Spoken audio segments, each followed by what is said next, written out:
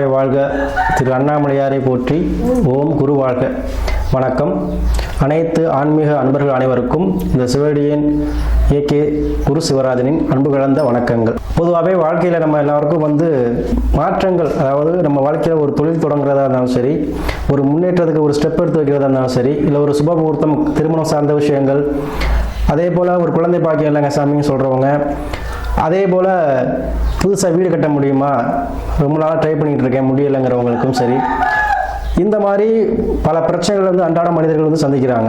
So அவங்களுக்கு எப்போ வழி பிறக்கும், அதே போல் இந்த 12 ராசிக்கு கிரகங்களும் எப்போ சேர்ந்து அவங்களுக்கு நன்மையான பலனை செய்ய போகிறதுங்கிறத நம்ம பார்க்க போகிறோம். அது குறிப்பாக தை மாதம் நம்ம பார்க்க போகிறோம். ஏன்னா தை பிறந்தா வழி பிறக்கும் அப்படின்னு சொல்லுவாங்க. ஸோ தை மாதத்தில் எந்தெந்த ராசிக்கு எந்தெந்த சுப காரியங்கள் செய்யலாம், எந்த தடைப்பட்ட விஷயங்கள் நம்ம வாழ்க்கையில் ஒரு ஒற்றுமை இல்லை, உறநிலை ஒரு வீட்டிலே குடும்பத்தில் பிரச்சனை, பண கஷ்டம், ஒரு வேலை கிடைக்குமா, நிரந்தரமான வேலை, அல்லது ஒரு பதவி உயர்வு, இந்த மாதிரி விஷயங்கள் நம்ம கிடைக்குமான்னு ஏங்கிட்டு இருப்போம். ஸோ அந்த மாதிரி நினைக்கிறவங்களுக்கு எல்லாருக்குமே நம்ம தை மாதம் பார்த்தீங்கன்னா ஒரு சுபமான நிகழ்ச்சி, சுபமான ஒரு அனுகூலமான ஒரு மாதமாக இருக்க போகுது 12 ராசிக்குமே சரி. ஸோ அந்த வகையில் நம்ம இன்னைக்கு தை மாதத்துக்குரிய பலன்கள் பார்க்குறோம். ஏன்னா இந்த தை மாதங்கிறது தமிழர் திருநாள், உழவர் திருநாளாக கொண்டாடுறோம். ஸோ எல்லாருக்குமே இந்த தை மாத உழவர் தின வாழ்த்துக்களை ஃபஸ்ட்டு சொல்லிக்கிறேன். அதே போல் இந்த தை மாதத்தில் முக்கியமாக நம்ம கண்டிப்பாக ஒவ்வொரு வீட்லேயும் எதிர்பார்க்கக்கூடிய மாதம் தை மாதம். ஏன்னா நம்ம ஒரு சுப நிகழ்ச்சியாக இருந்தாலும் சரி, ஒரு புதிய தொழிலாக இருந்தாலும் சரி, ஏதோ நம்ம நல்லது நடக்குமா நடக்காத ஏங்கிட்டு இருக்கவங்களுக்கு இந்த தை மாதம் கை கொடுக்கும். அது எல்லா ராசிக்குமே இந்த தை மாதம் அனுகூலமான பலன்களை செய்ய போகுது. அதே போல் இந்த தை மாதம் சிறப்புகள் இருக்குது. முக்கியமாக இந்த தைப்பூசம் வருது. அதாவது பார்த்திங்கன்னா பௌர்ணமி அன்னைக்கு தான் இந்த தைப்பூசம் வருது. தை மாதம் 18ஆம் தேதி ஞாயிற்றுக்கிழமை வருது. ஸோ அனைத்து ராசினருமே சரி இந்த தைப்பூசத்துக்கு ஒரு தடவையாச்சும் இந்த முருகப்பெருமான், சிலவங்க பழனிக்கு தான் போகணும், திருப்பரங்குன்றம் போகணும், திருச்செந்தூர் போகணும் அப்படின்னு நினைப்பீங்க. அதெல்லாம் இல்லை. உங்களுக்கு அருகில் இருக்கிற எந்த ஒரு முருகன் கோயிலாக இருந்தாலும் சரி போயிட்டு நீங்கள் வழிபாடு செய்வது நல்லது. ஏன்னா தைப்பூசத்துக்கு அவருடைய அருள் பரிபூர்ணமாக கிடைக்கும். அதே போல் ஒவ்வொரு ராசிக்கும் ஒரு முருகன் தலம் இருக்குது. இருந்தாலும் மேக்சிமம் போக முடியாதானே நான் அந்த 12 ராசி சொல்லையில் சொல்கிறேன். அப்படி போக முடியாதவங்க கண்டிப்பாக அருகில் இருக்கக்கூடிய முருகங்களுக்காச்சும் கண்டிப்பாக போயிட்டு வரணும். போயிட்டு உட்காந்து அமர்ந்து சாமி கும்பிட்டுட்டு உங்களால் முடிஞ்சதை செஞ்சுட்டு வாங்க. ஒரு அர்ச்சனையோ இல்லை மாலையோ வாங்கி போட்டு வாங்க. அது மிக சிறப்பாக இருக்கும். எதுவுமே தை மாதம் வரக்கூடியது. ஏன்னா இப்போ மார்கழிலேருந்து வரக்கூடிய நாட்கள் ஒரு 6 மாதங்கள் பார்த்தீங்கன்னா பிரம்ம முகூர்த்த காலம்னு சொல்லுவோம். ஸோ அந்த பிரம்ம முகூர்த்த காலத்தில் நம்ம வழிபடுறது ஆன்மீகத்தில் போகிறவங்களும் சரி சூப்பராக இருக்கும். தெய்வ வழிபாடு பண்ணுறது அனுகூலமாக இருக்கும். ஏன்னா அந்த மாதம் தான் தேவர்களுடைய கண் விழிக்கக்கூடிய மாதம். ஸோ அவங்களுடைய அருளாசி உங்களுக்கு எல்லாருக்கும் கிடைக்கும். அதுவும் கலியுக கடவுள் முருகப்பெருமானுடைய ஆசி கிடைக்கணும்னா கண்டிப்பாக தைப்பூசத்துக்கு போங்க. அதே போல் இந்த மாதத்தில் சுப முகூர்த்த தினங்கள் நிறையா இருக்குது. பார்த்தீங்கன்னா தை மாதம் 14ஆம் தேதி ஒரு முகூர்த்தம், தை 23 ஒரு முகூர்த்தம், தை மாதம் 25 ஒரு முகூர்த்தம் இருக்குது. சரிங்களா? இதெல்லாம் சுப முகூர்த்த தினங்கள். இந்த நாட்களை பயன்படுத்தி உங்களுடைய எந்த ஒரு சுப காரியங்களும் செய்யுங்க, சிறப்பாக இருக்கும். அதே போல் இந்த தை மாதத்தை பொறுத்த வரைக்கும் எல்லாருக்குமே ஒரு மகிழ்ச்சி, எப்படி பொங்கல் பொங்குதோ அது மாதிரி எல்லா குடும்பத்திலையும் மகிழ்ச்சி நிறைந்த ஒரு மாதமாக கண்டிப்பாக எல்லாருக்கும் அமைக்கும்.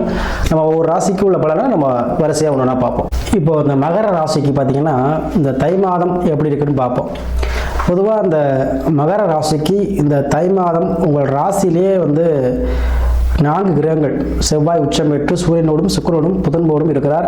உங்கள் ராசியில் இருக்கக்கூடிய சனி பகவான் மீனத்தில் அமர்ந்திருக்கார்.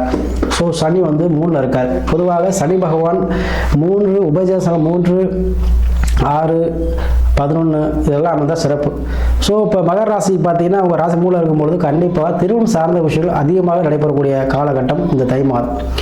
மகர ராசி கண்டிப்பாக சொல்கிறேன், எப்பேற்பட்ட ஒரு தடையாக இருந்தாலும் சரி, எவ்வளோ தோஷம்னு சொன்னாலும் சரி, இல்லை பொண்ணே கிடைக்கல சொன்னாலும் சரி, இல்லை நம்ம பொண்ணு பார்த்தா அந்த பொண்ணுக்கு கல்யாணம் ஆயிடுது அப்படின்னு சொன்னாலும் சரி, எந்த விஷயங்களுக்கு திருமணத்தில் எவ்வளோ பெரிய தடையை கொடுத்துருந்தாலும் இந்த தை மாதம் உங்களுக்கு திருமணங்கள் கண்டிப்பாக முடிஞ்சே தீருங்க. அது எவ்வளோ பெரிய தடையாக இருந்தாலும் கண்டிப்பாக நிவர்த்தி ஆயிரும், தோஷமும் நிவர்த்தி ஆயிரும்.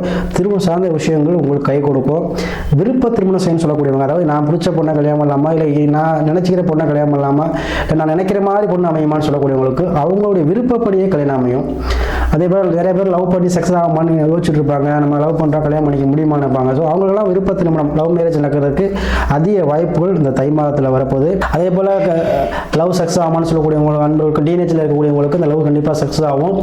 அதே போல் இந்த தை மாதம் பார்த்தீங்கன்னா சூரியன் செவ்வாய் உச்சம் பெற்று உங்கள் ராசியில் இருக்கிறார். ஸோ செவ்வாய் சனி சேர்க்கை கண்டிப்பாக இடம் சார்ந்த விஷயங்கள் உங்களுக்கு கை கொடுக்கும். இடம் சார்ந்த விஷயத்தில் உங்களுக்கு லாபங்கள் கொடுக்கும். சகோதர வழியில் உங்களுக்கு ஆதரவுகள் கிடைக்கும். சகோதரர் மூலமாக உங்களுக்கு வந்து நிறைய உதவிகள் கிடைக்கும். காக்கி சட்டை போடணும், கவர்மெண்ட் ஜாப் பார்க்கணும், இல்லை ஒரு போலீஸ் ஆகணும், ஏதோ ஒரு யூனிஃபார்ம் போட்டு வேலை பார்க்கணும்னு நினைக்கக்கூடியவங்களுக்கு இந்த மாதம் அதுக்கான வாய்ப்புகள் அதிகம் உங்களுக்கு தேடி வரும். நீங்கள் எழுதியிருந்து எக்ஸாம் எழுதிங்கன்னா கண்டிப்பாக பாஸ் பண்ணி வேலைக்கு போகக்கூடிய அமைப்பு இந்த அமைப்பு. அது மூல சனி வந்து விடாப்பிடியாக பிடிச்சி நீங்கள் வேலையை வாங்கிடுவீங்க.